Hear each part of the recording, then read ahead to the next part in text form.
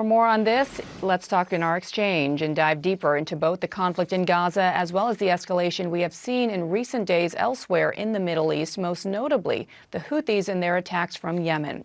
Joining me now is Yoel Guzansky, a senior fellow at Israel's Institute for National Security Studies. Yoel, it's good to see you. So talk to us about how the Houthis, a relatively small group of militia fighters, went from being a regional nuisance to Israel to now really a regional security threat, where you have the United States deflecting missiles and could have a potential real impact on the global economy, given their recent actions. Absolutely, and you see now even a global threat to international shipping and trade, seaborne trade. They began as an internal Yemeni guerrilla force or militia that took over Yemen and began fighting the Saudis in 2015 or even before that, and now became a regional problem. They started shooting at Israel a few days after October 7th, and since then did not stop, even surrounded by this international coalition that the U.S. Has built recently.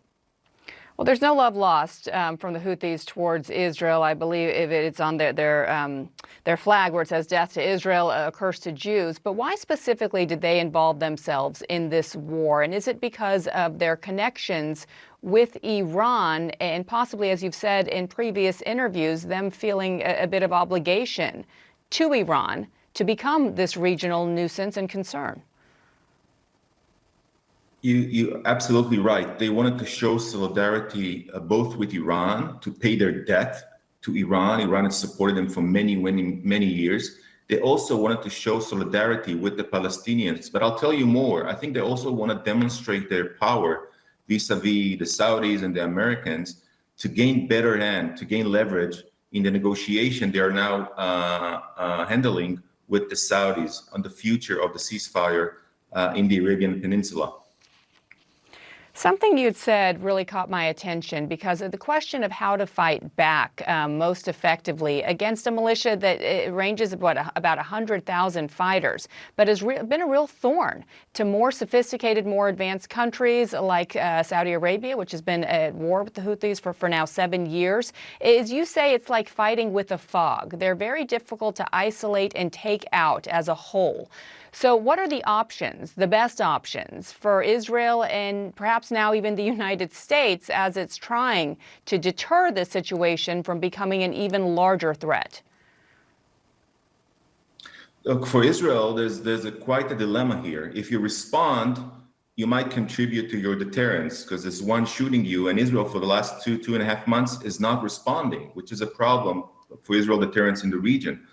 But if you respond militarily, kinetically, you might put the coalition that the U.S. has built and other regional actors at risk.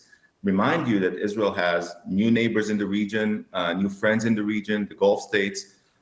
They have a truce now with the Houthis. If Israel will unilaterally attack the Houthis, they might respond to those countries and might ignite a regional war. Look, Iran is fighting Israel from many fronts, Lebanon, from Gaza, and now from Yemen. This is an axis that is fighting us. But for the first time, Israel is also fighting within a coalition. We have the US is here and other regional friends who like to stay quiet. We need to take their needs into consideration. They have different calculations and different sensitivities. And I think it will be a mistake to attack unilaterally. Once you attack, you make it your own problem. It will be Israel's problem. Now it's an international problem. You might not attack militarily. There are other means to retaliate. And I think it's perhaps some in Israel think it's about time that we retaliate against Iran. Iran sits back in the shadow, fights Israel and others through proxies and not get wet and not get any damage to it. Iran is the source of instability in the region, and I think we might change the paradigm and let Iran feel the heat. So is that a real consideration among Israeli government officials and military to really take on Iran directly, not even responding to their proxies at a point where you've got a major war going on in Gaza, continued concerns about the north of the country, and the United States really pressuring you not to open another front? I think Israel doesn't want to open another front. We don't want to stretch our capabilities and our attention. But perhaps enough is enough. The world needs to know who is behind this menace in the region.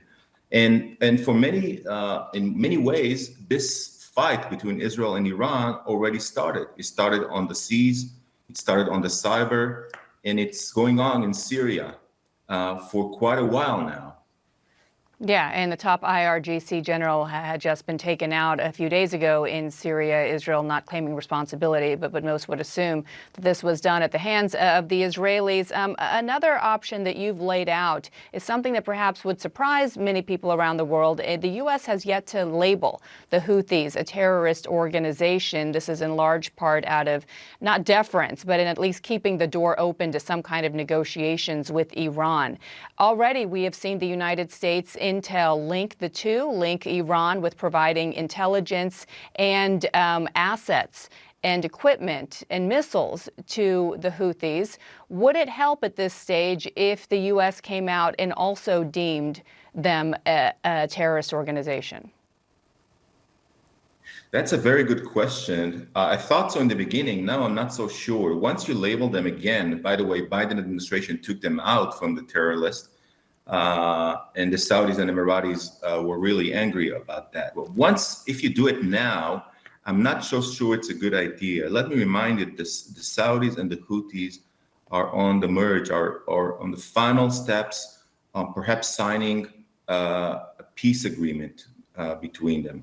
It will bring peace and stability to the Arabian Peninsula. It will bring peace and stability to Saudi Arabia, which is Israel, perhaps tacit friend in the region, and it might erode the Houthi-Iranian connection, which is an Israeli interest, an Iranian interest, a U.S. interest, a Saudi interest. So I want to see this peace accord being signed.